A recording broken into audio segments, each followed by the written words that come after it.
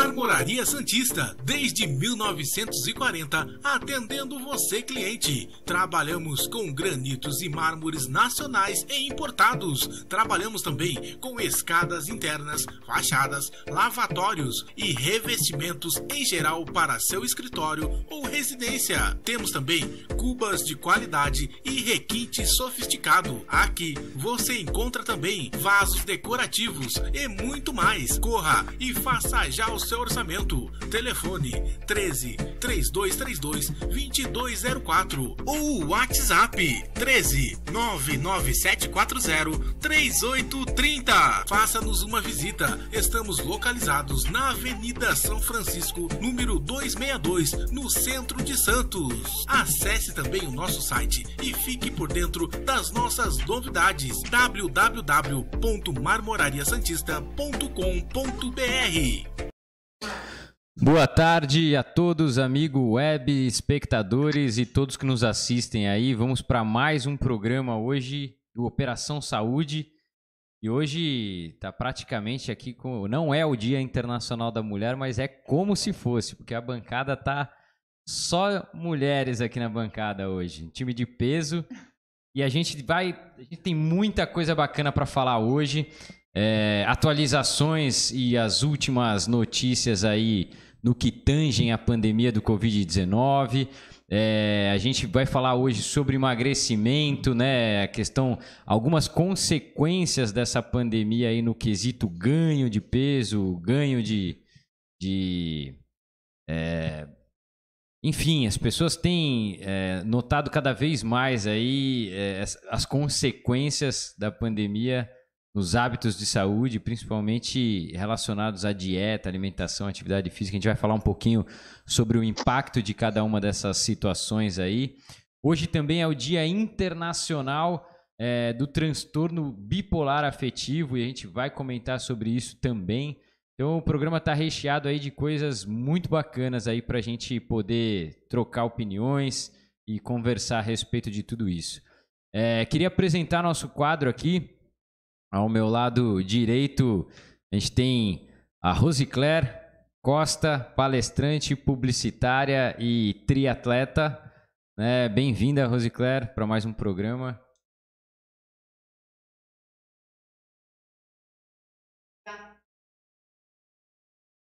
Obrigada por estar aqui novamente com todos vocês.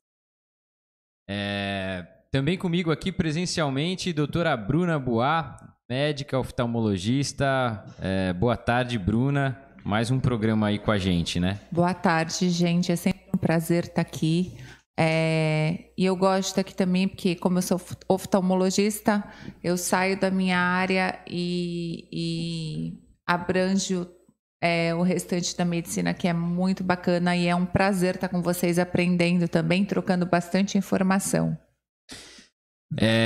No nosso quadro também temos a doutora Natália Quireza, médica, psiquiatra. Boa tarde, doutora. Olá, sempre um prazer estar com vocês. Vamos lá, vamos falar bastante coisa interessante. Vamos nessa. E para completar nosso time aí, a gente tem Thaisa Tavares, nutricionista. Ela é proprietária da clínica LiveWell, que tem todo um trabalho focado aí em cima do emagrecimento, né? E tem como base o trabalho nutricional e a gastronomia. Boa tarde, Thaisa. Boa tarde. Prazer estar aqui com você. Não é a clínica LiveWell. Você falou, Emagrecentro. Emagrecentro. Opa, perdão. Saudável. Retificando aqui. E é um prazer estar aqui com vocês hoje. Bacana. Então, queria começar o programa de hoje com algumas atualizações aí a respeito da nossa saúde, né? Que eu acho que não tem como a gente deixar de enfatizar essa questão do Covid, da pandemia, talvez o momento mais delicado aí que a gente viva hoje em termos de saúde pública, né? E a gente vê que Santos, a região da Baixada Santista como um todo, e principalmente Santos aí, se coloca de maneira próxima ao colapso na rede de saúde, onde as UTIs aí que são voltadas ao Covid-19 chegam hoje aí a 97% de ocupação, né? E ao mesmo tempo a gente vê hoje a publicação do relatório da Organização Mundial de Saúde, descartando a possibilidade do vírus ter saído de dentro do laboratório lá na China, e afirmando quase que categoricamente que esse vírus teve origem realmente na parte animal. Teve um segundo animal aí como hospedeiro, que funcionou como hospedeiro, antes de chegar de fato aos humanos aí. E essa transmissão pode provavelmente ter sido dada aí nos mercados de compra e venda de alimentos lá na China, né? Então, queria começar aqui com a doutora Bruna, perguntando para ela exatamente sobre essa questão. Embora seja uma atualização a respeito da origem do vírus, né, a origem da pandemia, eu ao mesmo tempo me pergunto, hoje a gente tem falado, me parece uma questão referente ao que nasceu primeiro, né? O ovo ou a galinha? A gente está discutindo 1 ano e meio depois da pandemia, tratamento precoce. Sendo que há 1 ano atrás a pessoa ia no pronto-socorro, saía com kit de tratamento. Hoje a gente voltou a discutir tratamento precoce. Tenho certeza que a próxima etapa aí é a gente voltar a discutir a lavagem das mãos, né? Verdade. Então, como que você avalia esse cenário aí? Parece que tem umas informações assim super atualizadas que podem ir de encontro ao auxílio, produção de vacinas novas, tal. Porém, ao mesmo tempo, umas informações aí meio que desconstrutivas, né? E a população mesmo fica perdida com relação a isso.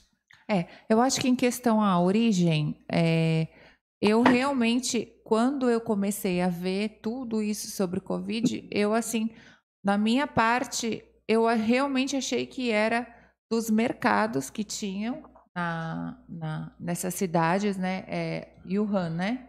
Wuhan. Que eles têm uns hábitos diferentes e acabam que os animais ficam amontoados e eles falaram, eu li uma vez que eles podiam arranhar a pessoa ou morder a pessoa que está manipulando eles, tomando conta deles, né? E ter passado para essas pessoas isso. Eu acho isso muito viável, sinceramente. Eu acho muito... se fosse eu uma pessoa predisposta a infectar o mundo, eu não infectaria com um vírus assim. Eu infectaria com uma coisa muito mais letal, já que era para dominar. Então, eu acho que esse raciocínio, eu não sei se procede muito, que ele foi feito num laboratório. Agora, se veio de um laboratório, na minha cabeça, mais do que tentarem jogar esse vírus para o mundo, pode ter sido um acidente que aconteceu e esse vírus pode ter acabado indo parar na população. Alguém próprio do laboratório se infectou, entendeu? Então, eu não acho que foi um vírus que ele foi criado para a humanidade. Eu acho muito pouco, na verdade. Eu acho que é uma pandemia até leve para os dias de hoje, perto do que poderia ser. Eles falam de bomba atômica, coisas muito piores. Então, você quer dominar o mundo, eu acho que não seria com esse vírus, que você achasse uma vacina. Eu, particularmente. Com questão às informações, eu realmente acho que as informações elas ficam muito cruzadas, muito perdidas, e a população acaba não sabendo o que fazer, entendeu? Eu acho que, assim, por tudo que a gente está lendo, por tudo que existe, por tudo que a gente está buscando para melhorar tudo, eu acho que, assim, o mais importante é o que está aí, que é a vacina, que veio, e cada vez mais vão vir mais vacinas e elas vão se aprimorando, os vírus vão mutando, é normal, vai ter que ser sempre vacinado. A higiene, sim, das mãos, super importante. Aliás, porque não só por coronavírus, mas protege contra vários outros micro-organismos. O uso da máscara, eu acho isso essencial, até não ter mais caso até todo mundo ser vacinado e não ter assim mais casos que sejam relevantes, porque realmente a gente sabe que passa mesmo pelo sistema respiratório, né? O mais comum mesmo de passar. Distanciamento social, acho bem importante, entendeu? Não sou a favor de lockdown, eu acho que isso estraga a economia, estraga as pessoas, Então, eu sou a favor, sim, do distanciamento, do uso da máscara, da vacina e principalmente do tratamento precoce, que eu já vi milhares de pessoas sendo infectadas. As que eu conheço e fizeram tratamento precoce com cloroquina, com ivermectina, precocemente se trataram e não só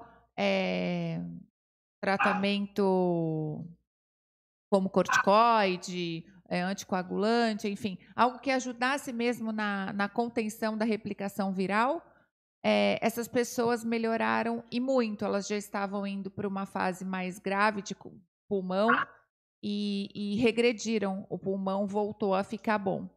É claro que é de pessoa para pessoa, mas eu sou super a favor do tratamento precoce, super.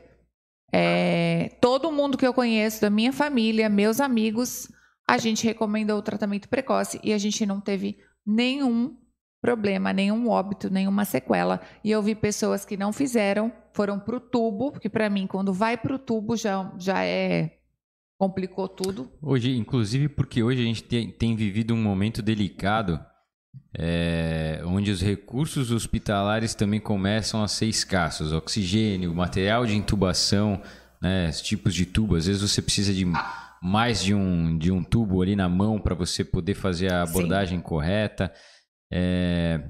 Realmente é para a gente pensar, porque lockdown é difícil num país com as dimensões do Brasil. O próprio isolamento social é uma questão delicada, né?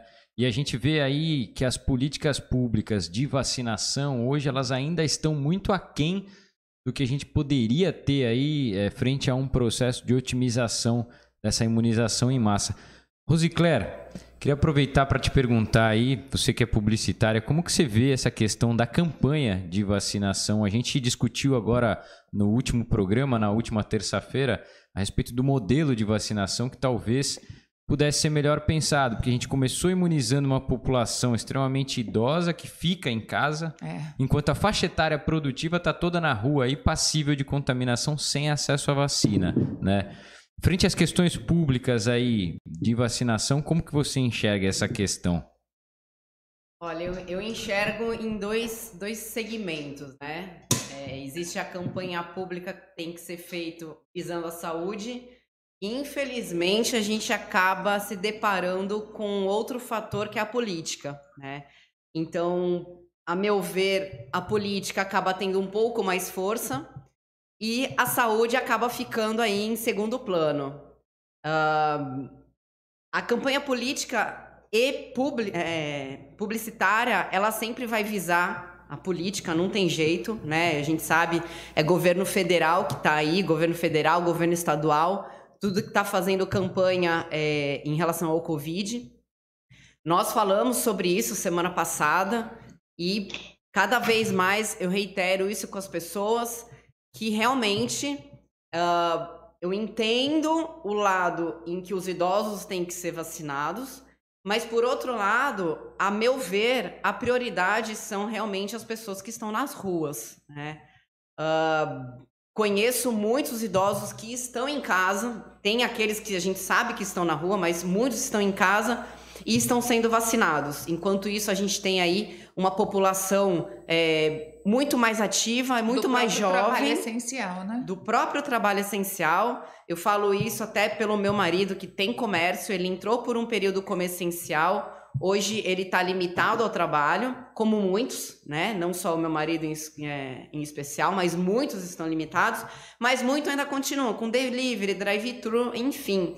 E esses profissionais não foram vacinados. Então, assim, entrega aqui, entrega ali, entrega na casa de um, no apartamento do outro, vai para o prédio, volta para a loja. E tá aí, a gente não sabe o que está acontecendo. Se o vírus está aí, se dissipando com esses jovens que estão girando a economia e que, para mim, esses sim deveriam ser priorizados. Inclusive, eu vi, não sei se vocês assistiram, no Fantástico agora de domingo, que eu fiquei, assim, surpresa, né, sobre uma pesquisa que foi feita recentemente, na qual, no Brasil, olha como as coisas são, né? No Brasil virou totalmente a população que está infectada e está morrendo. Subiu mais de 700% a faixa etária de 40 a 49 anos. São os que trabalham. Que são exatamente os que trabalham. Então, assim, está sendo feito com interesse, sim. E essa faixa etária ela vai se reverter agora nas crianças também. O governador, o Dória, ele já protocolou decreto dizendo que assim que passar esse colapso do lockdown e houver a primeira regressão de fase, ele quer restituir as aulas tanto na rede pública quanto privada de maneira presencial. E hoje o que a gente vê? Por exemplo, os trabalhadores de deslocamento escolar, né? As famosas peruas escolares, carregando corpos hoje, fazendo serviço funerário, né? E logo eles voltam a receber as crianças, né? Então a gente vê umas políticas assim bem na contramão aí do que seria o correto em termos de preservar essa faixa etária produtiva e as crianças, né? Exatamente. Legal. Bom, mudando um pouquinho de foco aqui, eu queria abordar um tema aqui que é o seguinte. Hoje a gente está no Dia Internacional do Transtorno Bipolar de Afetividade. Hoje a gente tem a doutora Natália Quirez aqui, psiquiatra. E até antes de nós iniciarmos o programa aqui, eu tinha feito alguns questionamentos para ela a respeito dessa doença tão importante, que é muito mais presente na população do que a gente imagina, né? É um quadro delicado que precisa de um controle aí regular, né? E hoje a gente pega às vezes pacientes que estão estabilizados do quadro, mas são tantos gatilhos que a gente vê hoje com essa situação de pandemia e muitas vezes é fácil esse gatilho startar um desequilíbrio do quadro. Então, como lidar com isso? Como adequar as doses corretas dos medicamentos? Como intervir na questão do diagnóstico? O diagnóstico também, às vezes, é delicado de fazer. Queria que você falasse um pouquinho para a gente, doutora, a respeito disso tudo. Pois é, eu fico puxando sardinha para a especialidade, querendo falar as coisas, mas é porque hoje, né, dia 30 de março, é um dia que se fala mais, é o Dia Mundial do Transtorno Afetivo Bipolar, que é uma doença que é muito marcante, né, dentro da psiquiatria, dentro dos transtornos mentais. É uma doença, muitas vezes, que tem uma visão de quem, às vezes, não conhece sobre isso, como, às vezes, uma pessoa que é mais instável, mas, na verdade, a doença é muito mais complexa do que só isso, né? Do que, às vezes, a gente fala, nossa, doutora, tal pessoa é bipolar, um dia ela está feliz, um dia ela está triste, né? Mas não é uma coisa tão simples dessa forma. Hoje, 30 de março, foi escolhido porque é o dia do aniversário do pintor holandês Van Gogh, que foi, né, diagnosticado com transtorno afetivo bipolar. Eu estava comentando com o Lucas antes do programa começar, que muitas vezes são pessoas extremamente ativas, inteligentes, estudiosas, pessoas que muitas vezes têm uma capacidade intelectual bem importante e que elas ficam ali como se fosse uma montanha-russa, né? Entre um período que elas estão extremamente eufóricas, com muita energia, e um período com uma depressão gravíssima. Então, às vezes, a depressão mais grave é a depressão não de uma depressão simples, típica, e sim a depressão de uma pessoa com transtorno afetivo bipolar. É muito comum a pessoa ser diagnosticada com depressão, para depois, à medida que vai passando o tempo, entender que não era uma depressão, sim um transtorno afetivo bipolar. E ela pode ter a primeira virada maníaca que a gente fala, justamente quando ela faz o tratamento de depressão. Porque às vezes a pessoa chega ao consultório com um diagnóstico com sintomas depressivos. E aí, isso às vezes nem é considerado um erro, mas assim, o psiquiatra pode tratar como uma depressão porque ela está com depressão. Existem algumas nuances que a gente pode suspeitar, que não é uma depressão típica, não é uma depressão simples, mas às vezes isso pode passar e aí a pessoa ser tratada como depressiva e ela tem uma virada, que a gente chama virada maníaca. Eu vou falar bem rapidinho assim, Os sintomas mais importantes de um quadro maníaco pode até chegar a ter psicose, né? Sintomas psicóticos, que são sintomas graves, a pessoa necessitar de internação, a pessoa ficar agressiva, irritada, ou a pessoa pode ficar apenas com muita energia, falando bastante, ficar insone, ficar dormindo poucas horas. Eu já atendi pacientes que estavam há 3 dias sem dormir nada. Nossa! Estavam aquela energia máxima. Então, isso às vezes ultrapassa o limiar e ela pode chegar a ter sintomas psicóticos. Então, assim, também tem os sintomas hipomaníacos, que a gente chama, que são sintomas que muitas vezes não causam tanto prejuízo. Ela às vezes fica acelerada, ela fica trabalhando mais, dormindo menos. Isso não chega a trazer grandes prejuízos para a vida dela. Mas, assim, você tem que perceber, tanto os familiares quanto ela mesma, que ela está passando do limite, às vezes, né? Isso não é fácil, mas quando a pessoa já tem o diagnóstico e já tem um tempo de tratamento, ela consegue perceber. Tem uns pacientes que me falam: doutora, eu estou ficando mais agitada, eu não sei o que aconteceu, não sei se é porque você diminuiu o meu remédio, ou se aconteceu algo na minha vida, eu fiquei agitada por alguma situação, mudei alguma rotina, comecei a assistir alguma série, estou dormindo mais tarde. E aí, às vezes, foi até alguma questão da rotina mesmo que mudou, e ela começou a perceber que está ficando diferente.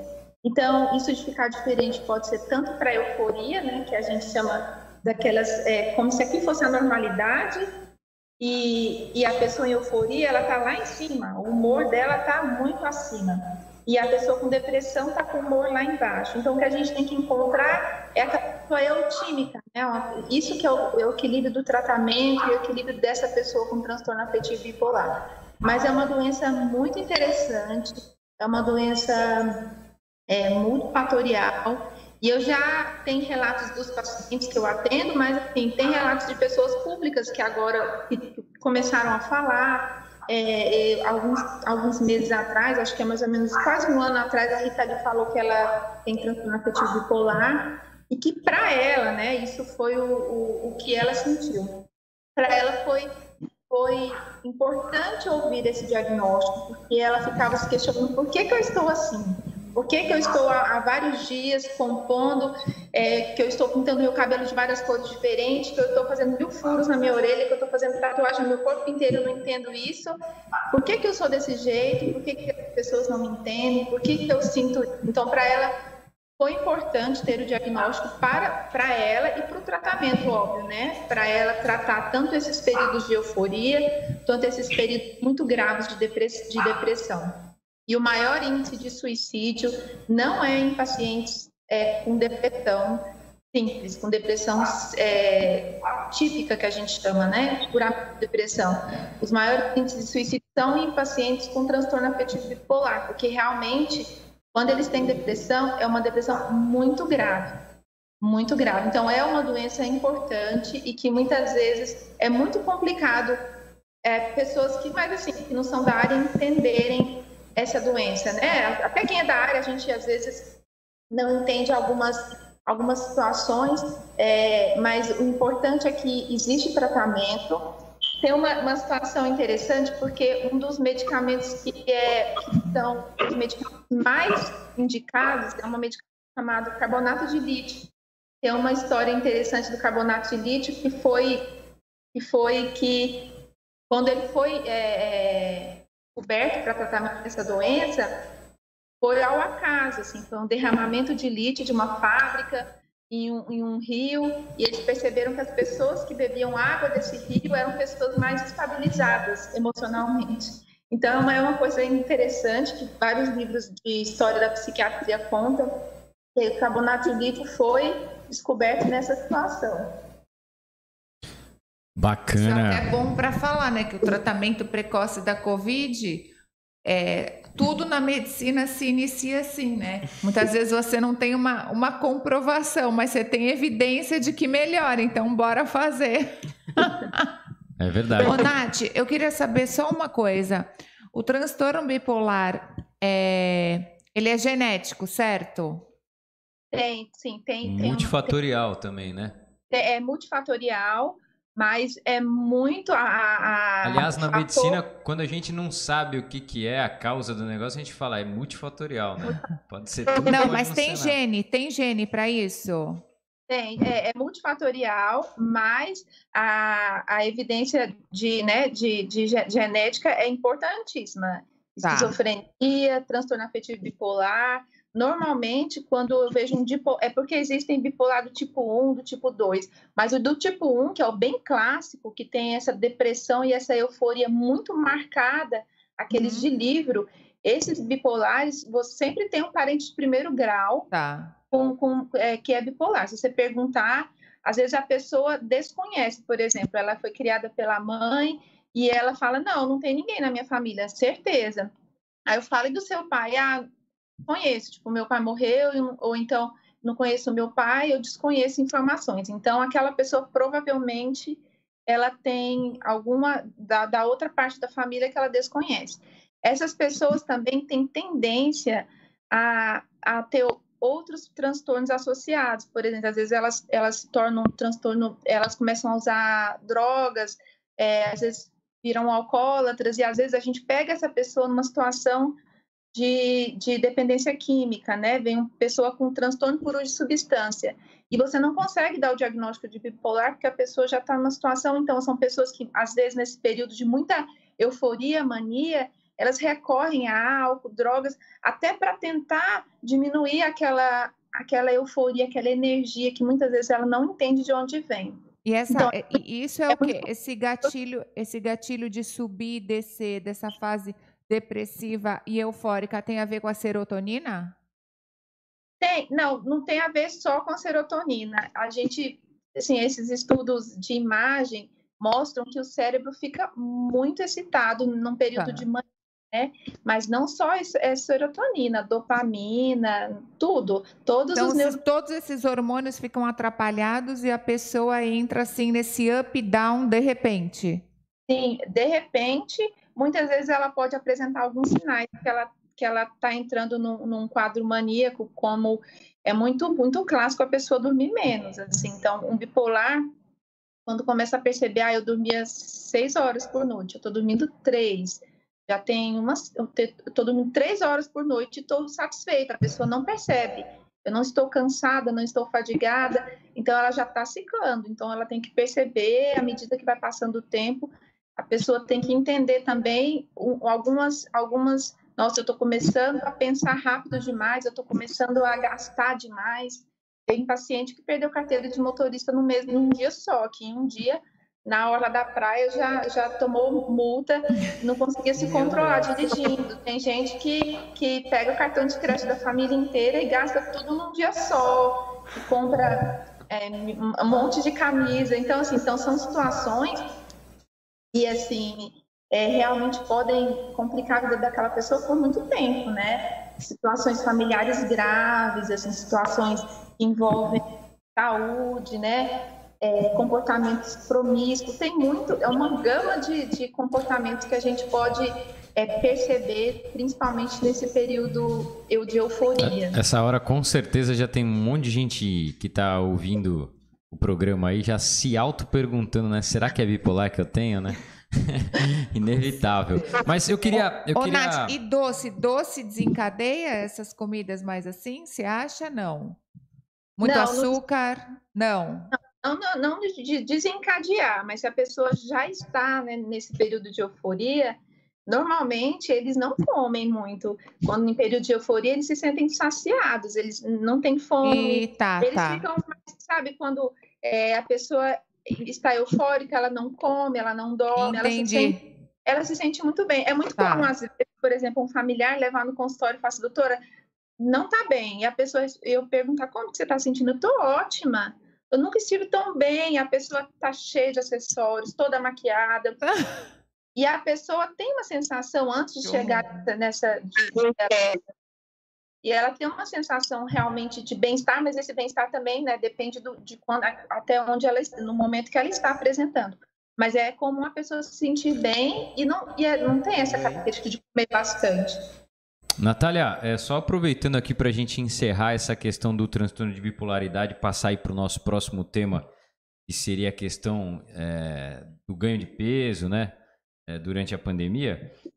Chegou uma pergunta para a gente aqui, através do YouTube, da Alexia Cristine, e ela coloca aqui duas questões, né? Como identificar uma mudança de humor corriqueira a ponto disso ser uma alteração já na bipolaridade, e qual seria o papel da família e dos amigos para que a pessoa tenha uma vida mais saudável e mais proveitosa no sentido de estar melhor equilibrada aí, né?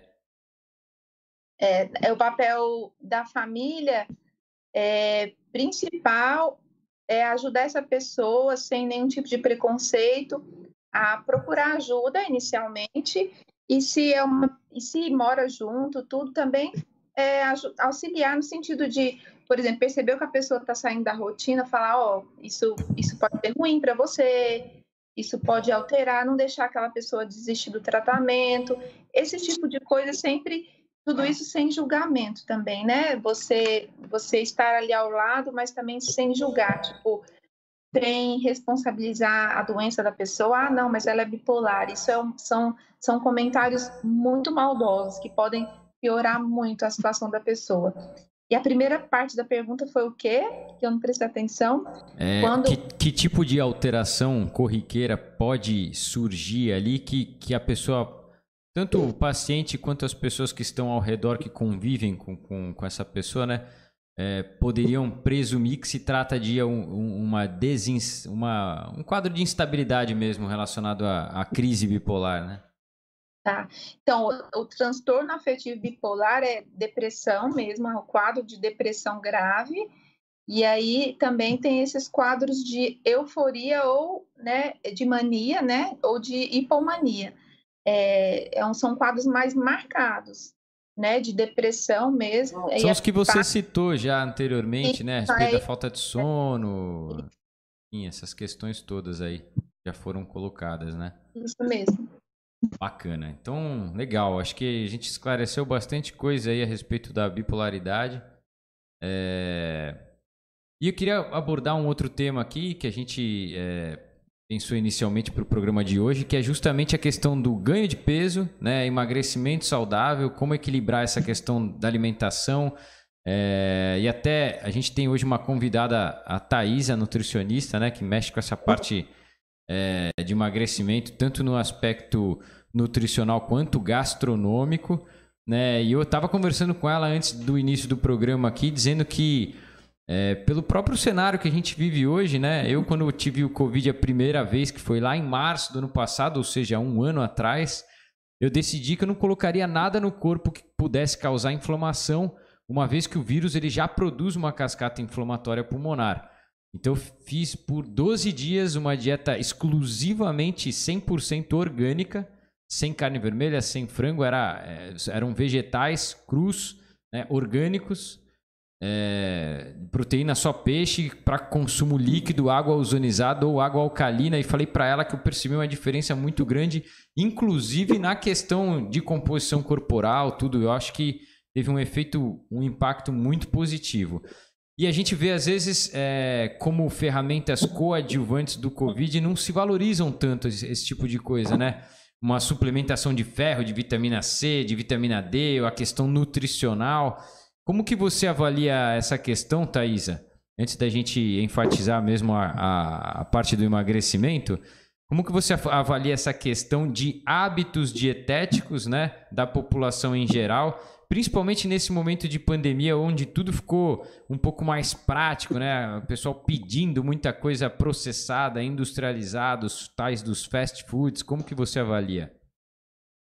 Então, hoje em dia o pessoal não dá valor, né, na alimentação, acha que o fast food é comida fácil, né? Liga e chegou em casa, só que não dá valor na saúde.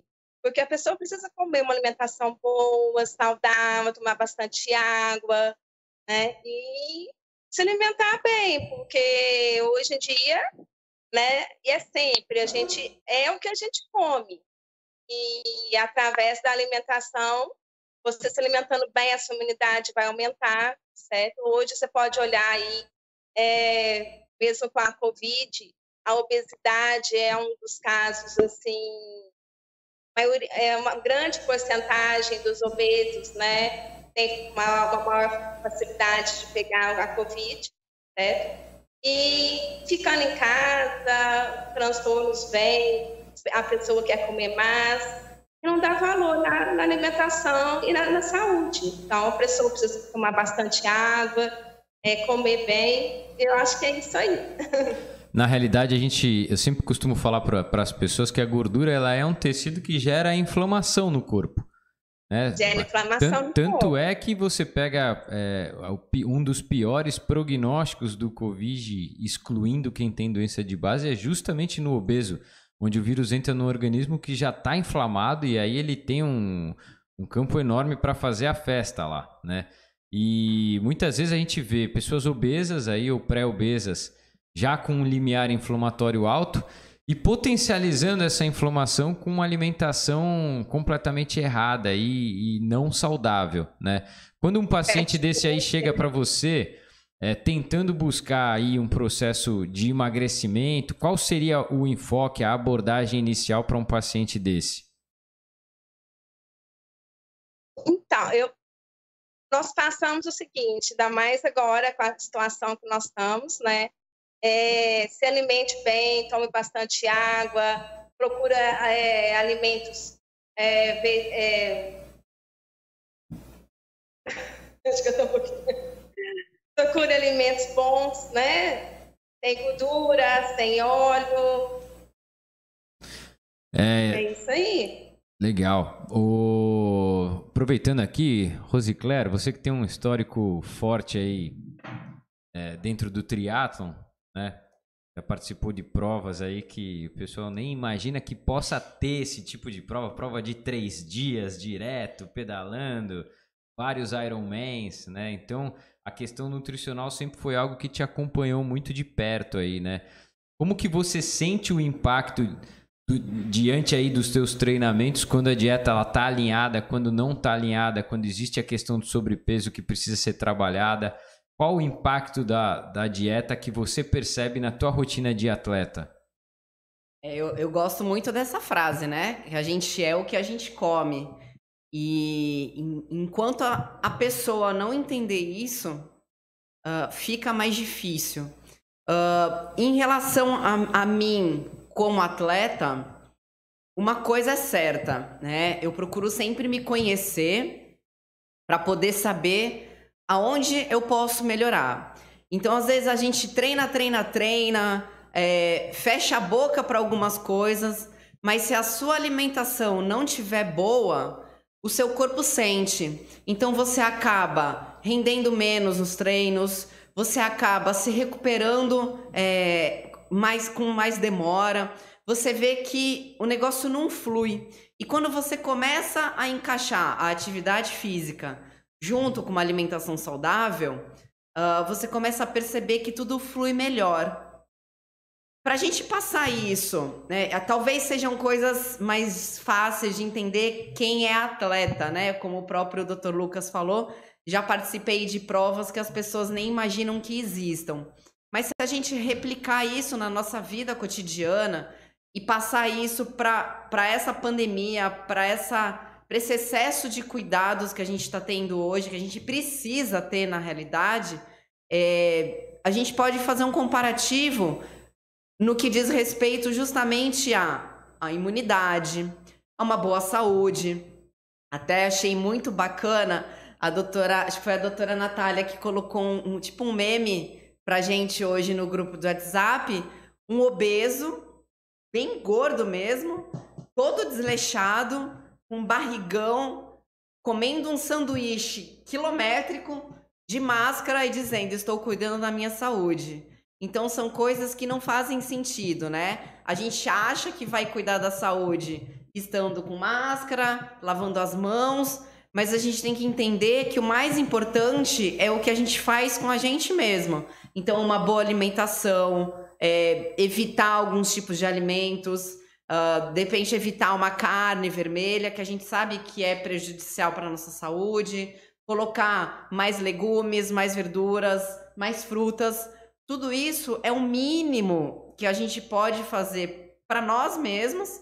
Às vezes você vê pessoas, ai, poxa, mas eu não tenho condições financeiras de um suplemento, de algo a mais. Não tem problema, às vezes você pode fazer isso por você, mudando a chave do seu próprio jeito de se alimentar e ingerindo alimentos melhores para você cuidar, sim, da sua saúde, ter uma boa imunidade, porque eu acho que é isso que a gente precisa hoje, né, Lucas? A gente precisou de uma pandemia para lembrar as pessoas que tem que se cuidar, que tem que ter boa saúde, que tem que lavar as mãos, que não pode espirrar na cara do outro.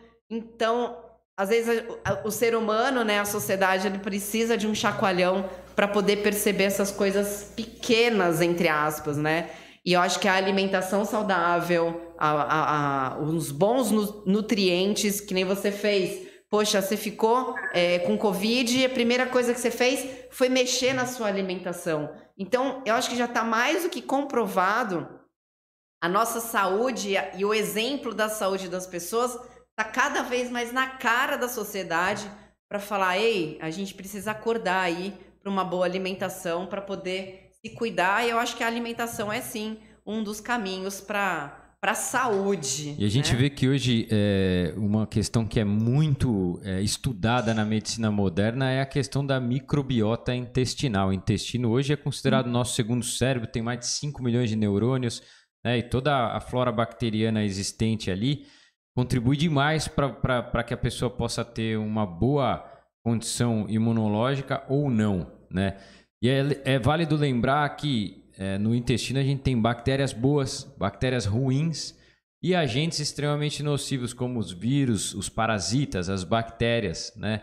E a alimentação saudável é uma forma que a gente pode contribuir para melhorar a microbiota boa, né? A gente tem condição de eliminar vírus, bactérias e preservar aquilo que de fato são as bactérias boas e que vão aumentar a nossa capacidade de absorção de nutrientes. E isso muitas vezes leva a gente a ter uma imunidade reforçada, né? Não adianta a pessoa ingerir um monte de vitamina se ela não tem uma boa capacidade de absorção nesse sentido, né? Até queria aproveitar, terminar aqui a pergunta para a Thaisa, com relação a essa questão de absorção de nutrientes e o trabalho enfatizando aí, focando microbiota intestinal, como que você avalia a abordagem desse trabalho aí frente ao paciente nessa situação de pandemia em especial? Nós esquecemos de falar também, que é muito importante, vai ajudar também, seria na questão da hidratação, né? Às vezes o pessoal fala, só alimentação, não. A gente tem toda a parte de hidratação também, pelo menos tomar bastante água por dia. Isso tudo vai ajudar na parte da microbiota também, além, né, dos alimentos saudáveis. Posso perguntar uma coisa? Claro. Vitaminas, minerais. Thaisa, eu queria saber uma coisa. Os açúcares, tipo açúcar e carboidrato, eu fico um pouco perdida nisso. Eles são considerados o mesmo tipo de alimento? Sim, todo açúcar, né? Ele tem caloria e é um tipo de carboidrato, sim. Tá, então assim, aí a gente divide eles em açúcares e carboidratos que são considerados com baixo índice glicêmico e outros com alto, né? Os que são altos são os que logo fazem mal para o organismo, porque você vai subir sua taxa de insulina, vai depositar muito e papapá. Então, esses não são bacanas. Então, você vai mais para a parte dos integrais e tudo e tentar de maneira nenhuma, ao máximo possível, não comer o açúcar simples, né? Que ele realmente desorganiza, inflama e deixa a sua imunidade ruim. É isso aí mesmo? Certeza. Tá. Né? Jamais falou em outros tipos de alimento e consegue fazer o mesmo, né? Consegue adoçar, como a maçã, banana. Tem vários outros nutrientes também e tirar o açúcar, eliminar o açúcar. O açúcar faz falta? Faz, né? Mas um tipo de açúcar, que seria a frutose da fruta. Então, esse sim é bom. E a fruta... Mas o açúcar... A frutose da fruta também em excesso, a fruta ela tem que ter uma quantidade certa, né? Porque senão a pessoa também, ela não é para comer desgovernadamente, porque se a pessoa come só fruta, ela pode até acabar mexendo na glicemia dela, não pode? Com certeza. Se você for pensar assim, na laranja, né? Você consegue... Vai fazer um suco de laranja, vamos lá. Você vai gastar aí 5, 6 laranjas, né, para poder fazer um suco de laranja. Se você for comer laranja depois do almoço ou a parte da tarde como lanche, você não consegue comer 6 laranjas. Você come uma, certo? E a frutose da laranja é muito alta. E o pessoal acha, vamos tomar um suquinho de laranja que vai fazer bem, né? Não chega... Só que aí vai ter um monte de laranja, né? Na verdade. Vai ter um monte de laranja. Você recomendaria, assim, para uma pessoa com peso normal, que não tem diabetes, tudo, quantas porções de frutas por dia? 2 a 3 porções de frutas por dia. Tá bom. Obrigada. Nada. Bruna, eu não posso deixar de perguntar, a doutora Bruna, ela tem uma expansão que vai muito além da área da oftalmologia, né? Eu mandei fazer uma camiseta para mim que eu vou vir na próxima. Forget Princess. I want to be a science. Olha. É prova do que eu tô falando. Vou mandar fazer uma para as minhas amigas aqui. Para você também. Agora o que eu queria saber é o seguinte, e a tua dieta, como anda? A minha? Então, ó, eu procuro fazer uma dieta bem equilibrada no quesito proteína, carboidrato, legumes e vegetais e frutas. Eu procuro fazer uma dieta equilibrada nisso. Eu cortei o açúcar simples, cortei açúcar branco. Eu já não adicionava açúcar em nada. Tipo, o meu era realmente adoçante. Na realidade, o açúcar ele tem um efeito neurotóxico, né? E uma das pesquisas mais famosas que citam açúcar é uma pesquisa de Harvard que afirma, grau de evidência 1A, né? E eles afirmam que o açúcar tem 7 vezes mais toxicidade e causa mais dependência do que a própria cocaína. 7 vezes mais, né? E eu percebo isso, eu sinto quando, assim, eu fiz uma promessa para não comer açúcar por causa do Covid. Meus pais tiveram Covid, aí fiquei com aquilo. Eu falei para eles ficarem bem que eu não ia mais comer açúcar, tipo, sobremesinha final de semana, que é uma delícia. Por exemplo, agora na Páscoa eu vou poder comer o ovo de Páscoa, entendeu? Datas especiais eu posso. Pode. Na realidade, pelo menos no consultório, cada vez que a pessoa chega e fala... Porque agora a gente estava anteriormente aí num período onde tudo levava a crer que a gente estava caminhando aí para o final da pandemia e de repente veio tudo outra vez, né? E na ocasião começou a vir muita gente procurar a clínica para poder emagrecer, né? E muitas pessoas relatavam isso. Eu não consigo, meu problema é doce, eu não consigo parar de comer doce de jeito nenhum. Então, eu falo, primeiro, existe um lado neurotóxico do doce. Se você ficar 3, 4 dias... É vício, né? Fica 3, 4 dias sem doce nenhum. Isso, logicamente, inclui o carboidrato simples, o arroz branco, o pão, a massa, né? E você vai ver que tem uma queda nessa vontade. E outra coisa que às vezes as pessoas não sabem, uma pergunta que eu frequentemente faço para os pacientes é o seguinte: costuma ter infecção urinária de recorrência?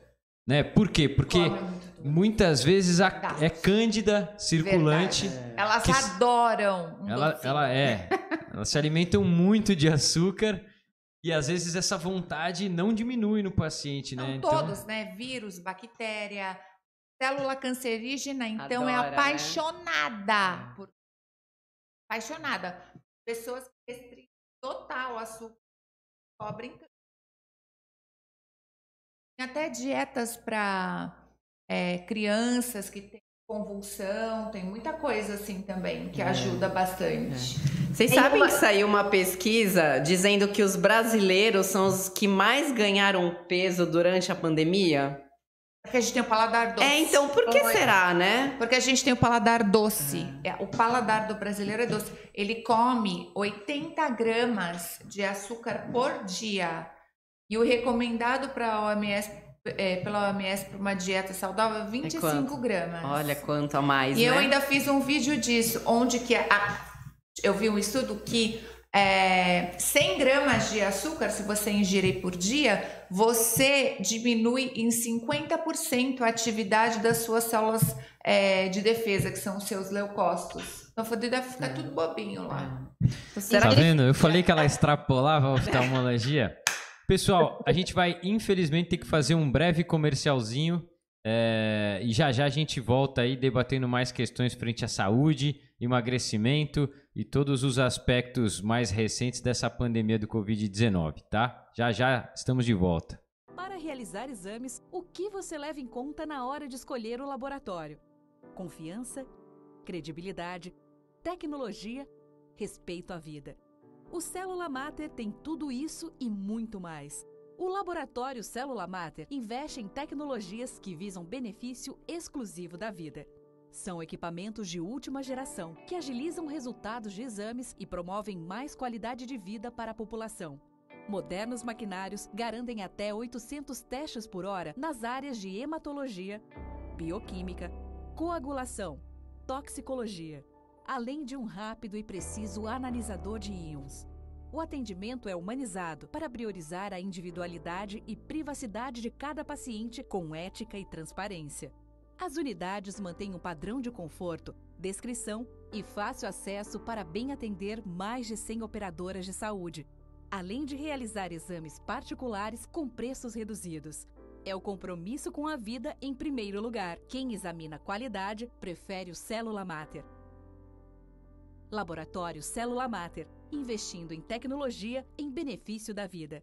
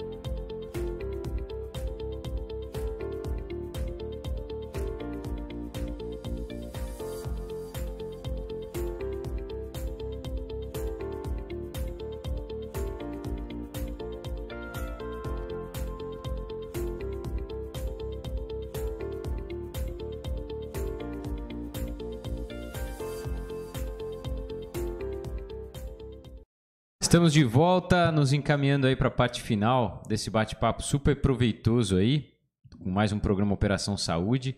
E nós havíamos aí, antes do intervalo, abordado muito essa questão nutricional, né, e os impactos disso aí frente à saúde, frente à questão da pandemia. E eu queria abordar um pouquinho aí agora com a doutora Natália, um pouquinho sobre o aspecto psíquico, né, de uma alimentação saudável. E muitas vezes a gente vê a pessoa se alimentando de maneira extremamente errada, com um limiar inflamatório altíssimo, né? A microbiota intestinal toda desregulada, muitas vezes numa condição a qual a gente qualifica de disbiose, né? E é lógico que isso vai ter reflexo no humor, vai ter reflexo na parte psíquica. Então eu queria te perguntar, doutora, isso pode também servir de gatilho para o desencadeio aí de alguns tipos de patologia psíquica? Esse assunto, né, de alimentação, grau de saciedade, apetite, é muito relacionado à psiquiatria. Eu tenho uma amiga endocrinologista que ela fala que quando alguém a procura, né, por obesidade, ela diz que ela encaminha muitas pessoas para o psiquiatra. Existe até uma outra linha da psiquiatria hoje, que é uma linha muito interessante, que considera uma linha muito do futuro, que eu tenho muita vontade de praticar, mas assim, tem as suas dificuldades, que chama psiquiatria nutricional. E a gente aborda o paciente com um diagnóstico de transtorno mental, não só na questão biológica da questão de neurotransmissores, e também buscando esse equilíbrio nutricional, equilíbrio intestinal, tratando desbiose. Então, até dentro da psiquiatria, a gente, como está crescendo muito essa questão da psiquiatria nutricional, os laboratórios, né, a indústria farmacêutica já estão lançando probióticos para a psiquiatria. Então, às vezes o paciente ele vai ao psiquiatra e ele encontra uma outra abordagem, né, uma abordagem bem relacionada aos neurotransmissores, a uma questão mesmo de classificação de doença, enfim, prescrição de medicação, mas também uma abordagem de vida, de alimentação, de rotina, de atividade física. Muitas vezes ele sai até com uma prescrição de probiótico, porque é uma questão envolvida em tudo isso. Como eu falei até do transtorno afetivo bipolar, a rotina e o equilíbrio do corpo é fundamental para a pessoa não ter essas ciclagens, como a gente chama na psiquiatria, ciclagens de humor, né? Então, muito, para mim, isso é muito claro. Como uma base, como um recurso importante, para mim, um dos principais recursos, a alimentação, ela está no topo, assim, está, na verdade, como um alicerce para tudo, né? Então, todas as doenças, o desenvolvimento de todas as doenças, em todas as áreas, tem ali um gatilho nutricional fundamental. Então, essa psiquiatria nutricional, então, assim, eles falam que é um método de atendimento onde o objetivo é tratar o indivíduo como um todo. Então, muitas vezes, não pode, naquele momento, se for o ápice de uma situação, a gente tem que tratar ali para aliviar até mais rápido e a pessoa conseguir fazer as outras coisas. Então, muitas vezes eu tenho que explicar isso. Ó, nesse momento, se eu só te falo o que você tem que fazer como prevenção, você não vai conseguir, porque você não está bem. Mas à medida que a pessoa vai melhorando, a gente tem que tratar ali desse alicerce para aquilo não acontecer novamente, né? Então, realmente é o que é do futuro, que as pessoas que vivem melhor, que têm uma vida melhor, são as pessoas que investem e entendem isso. Bacana. E aproveitando e estendendo essa questão do gatilho nutricional, né? Eu acredito que, de repente, hoje, para muita gente que está fazendo o seu trabalho aí remoto dentro de casa, né? Os famosos home offices, por que não também não começar aí um trabalho de conhecimento da culinária, de fazer o seu próprio alimento, também pode servir como uma válvula de escape, né? Uma maneira diferente de avaliar a rotina do dia a dia. E aí, queria perguntar para a Thaisa, já que você tem todo esse aparato aí da gastronomia por trás do teu trabalho, como incentivar as pessoas nesse momento aí a criarem hábitos saudáveis e manejar mais a questão do alimento dentro de casa? Então, a questão do alimento dentro de casa, a pessoa preparar o seu alimento, eu acho muito importante. Às vezes a pessoa acha que alimentação saudável é alimentação cara. Não é, basta saber fazer alimentação, e eu acho muito legal a pessoa colocar uma meta. Hoje eu vou fazer meu almoço, hoje eu vou fazer meu jantar, hoje eu vou fazer meu café. Às vezes fica o dia inteiro dentro de casa, né, sem fazer nada, assistindo um filme, vai fazer algo diferente, inventar receitas novas. Todo alimento fica gostoso, sabendo fazer, sabendo preparar direitinho, colocando um temperinho diferente em cima. Tudo fica...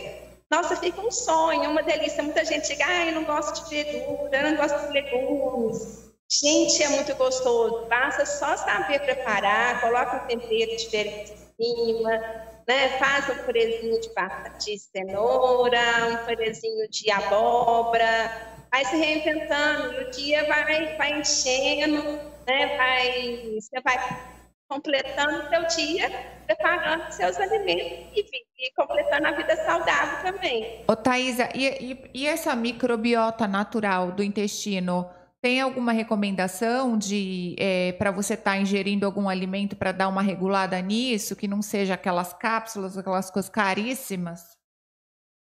O negócio é caro, Sim. viu? A senhora. Toma bastante água, consome alimentos verdes escuros, né? Que ele tem mais vitaminas, mais minerais, ferro, Iogurte. sementes, chia, linhaça, semente de abóbora, né? Às vezes a pessoa fala, ai, Thaís, eu não sei fazer, vai ali, compra, joga em cima da comida, né? Só de se alimentar um pouquinho, né, de sementes, assim, a sua microbiota vai mudar e vai mudar muito. E o iogurte tem fundamento? Não? Ajuda? O melhor iogurte é aquele que você faz em casa, né? Não tem conservantes, não tem aditivos químicos. Tá. Esses que você compra no supermercado, lojas aí, tudo que fica na prateleira ali, você pode saber que não é natural, né? Já tem algo diferente aí que vai prejudicar na saúde, que são os aditivos químicos. Agora, você fazendo em casa, é muito mais fácil, é muito mais gostoso. Sim. E não é difícil. Eu costumo Super fácil orientar fazer. os pacientes lá para que consigam eliminar da sua rotina alimentar as caixas e as latas, né? Eu sempre falo, privilegia o pacote ou o saquinho ali, que é o alimento que você recolheu para pesar, né? Que isso basicamente são as frutas e os legumes ali. Para quê? Para a gente poder limpar a dieta, né? Eu acho que hoje é o que as pessoas têm que ter na cabeça é dieta limpa, né?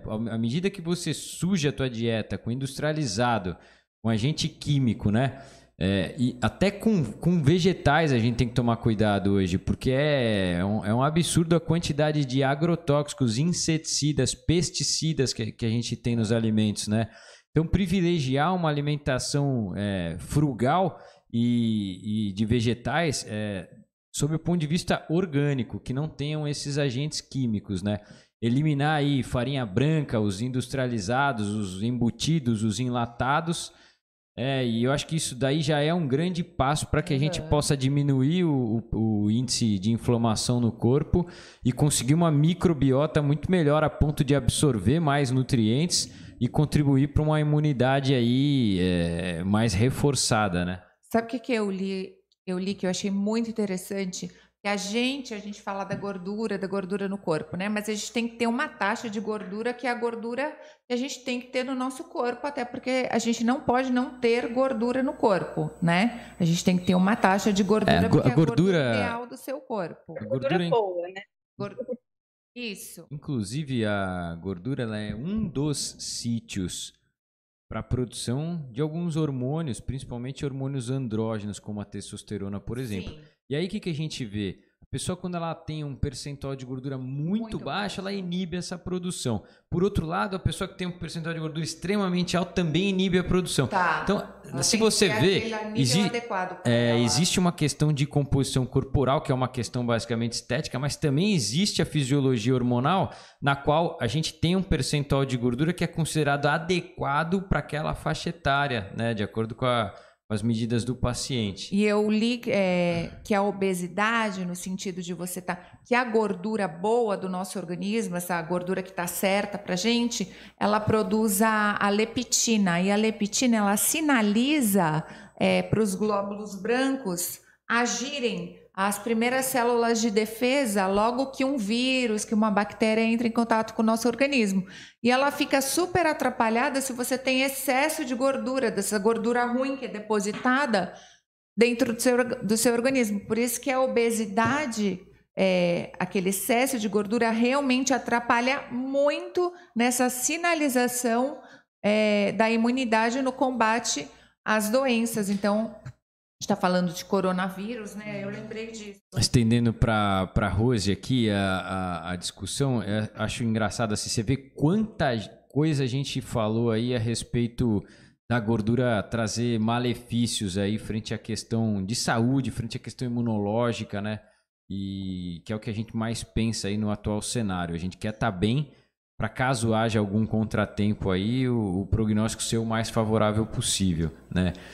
E por outro lado, a gente vê uma quantidade absurda de pessoas aí que falam, com a pandemia eu ganhei peso, eu deixei de treinar, e aí assim, não adianta, a gente vai chover no molhado, porque quem quer faz, quem quer resolve, quem quer busca a solução, quem quer vai atrás de ferramentas para driblar essa situação. E a gente vê também, é lógico que é uma minoria, mas a gente vê muita gente que conseguiu hábitos mais saudáveis, que parou para olhar a alimentação estando dentro de casa, conseguiu emagrecer, conseguiu adotar uma rotina mais regular de atividade física, né? Você que tem uma rotina lá com as crianças em casa e já instituía, por vezes, essa questão de treinar dentro do domicílio ali, como que você avalia essa questão aí e como que você gere para as crianças essa rotina e esses hábitos que já são incorporados no seu dia a dia e agora a gente percebe que eles também incorporam isso cada dia que passa, né? Eu acho que as pessoas, num modo geral, elas precisam perder o costume do presentinho, né? Então, assim, você compensar. Então, eu não tô treinando, então eu posso. Ou então, eu comi a semana inteira bem, final de semana eu posso ganhar um presentinho, como se fosse a foquinha do SeaWorld que bateu palminha e ganhou o peixinho. Então, as pessoas precisam começar a querer alguma coisa, né? Eu penso muito assim, porque a gente fala, não, porque, vamos pegar um paciente que foi no médico. Não, porque você precisa trocar a sua alimentação, você precisa comer comida mais saudável, você precisa parar de fumar, você precisa emagrecer, você tá com gordura no fígado. Mas se a pessoa não quiser mudar os seus hábitos, ou de repente se permitir isso, pode vir o médico, pode vir a esposa, o marido, pode vir quem for que isso torna-se mais difícil para ela, né? Então, a informação, ela tá aí, as pessoas sabem, às vezes, que estão doentes, sabem que, às vezes, estão com a saúde debilitada, mas não se preocupam. Então,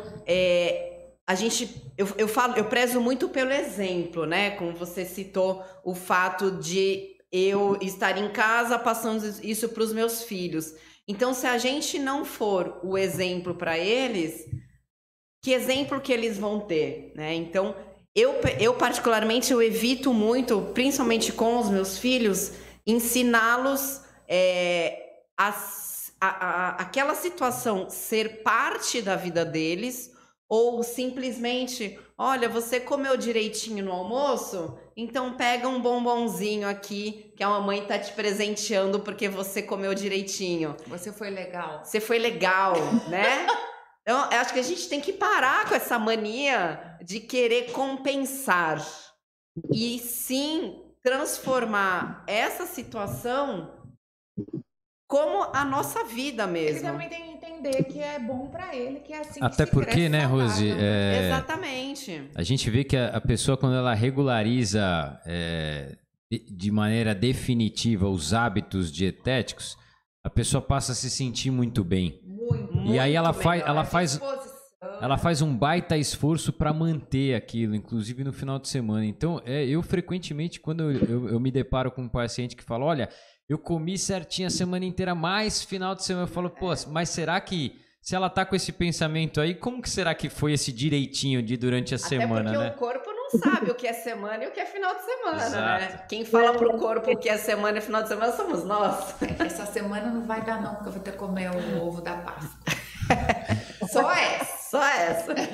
Bom, pessoal, a gente está chegando ao fim do nosso programa aqui, né? Um bate-papo bacana, super proveitoso, cada hora com um tema diferente aí.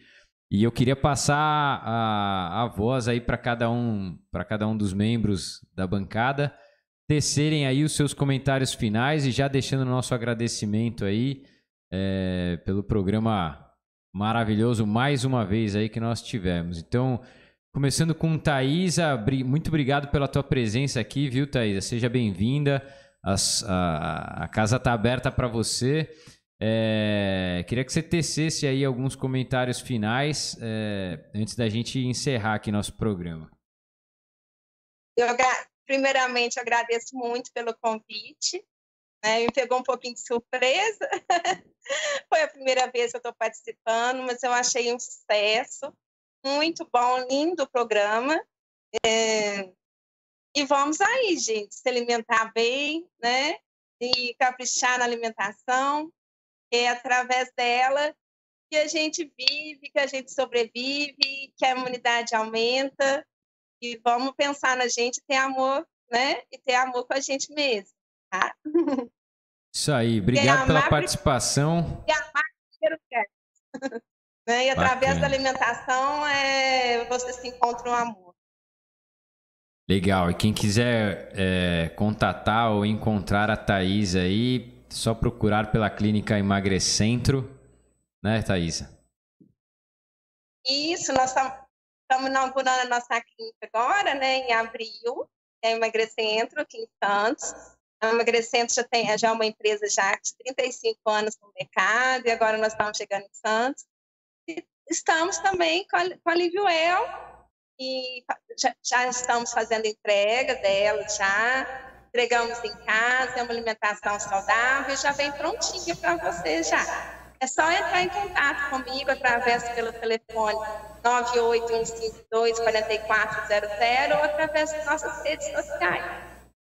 Maravilha. Doutora Natália Quireza, obrigado pelas considerações aí, principalmente no que tange o transtorno bipolar, hoje, Dia Internacional da Doença, né? E queria que você deixasse aí seus comentários aí para a gente poder, antes de finalizar o programa. Muito, muito bom, como sempre, estar com vocês. Sempre me acrescenta bastante informação e é sempre muito bom. E eu achei interessante a gente falar das nossas dificuldades, né? Em manter alimentação, atividade física, principalmente pensando que isso é fundamental para manter a nossa saúde. Então, eu achei aquele meme que eu mandei muito impactante, porque às vezes a pessoa pensa que está protegida por estar isolada, usando máscara, está lá sem atividade física, se alimenta com medicação, não, com alimentação ultraprocessada, a alimentação que muitas vezes ela julga mais fácil, né, de pelo iFood, enfim. Então, acho isso fundamental a gente conversar sobre isso. E boa semana para todos vocês, que tenhamos paciência, tolerância, para que as coisas melhorem. Um beijo para todos. Obrigado. Doutora Bruna Bois. Obrigada, gente. Olha, eu não posso deixar de falar da oftalmologia nesse momento. Quem teve Covid, procure o seu oftalmologista, faça uma consulta, porque a gente está vendo alterações pós-Covid no olho, inflamações, tudo, porque a gente não pode esquecer que o olho é uma extensão, né? Então, ele tem tecido nervoso, tem vasos, então é importante estar dando uma avaliadinha no olho para ver como que tá? E é isso. Quem quiser também me seguir no Instagram é bruna.boys. Eu coloco bastante informação sobre saúde, bem-estar, beleza. Tá bom? Um beijo. Obrigada. E para concluir aqui os agradecimentos, queria passar a vez para Rose Claire, a Iron Mãe, que falou bastante aí para a gente a respeito de hábitos legais do dia a dia. Não tem pessoa melhor para passar isso aí para a gente do que você. Rose, obrigado pela participação aí, viu?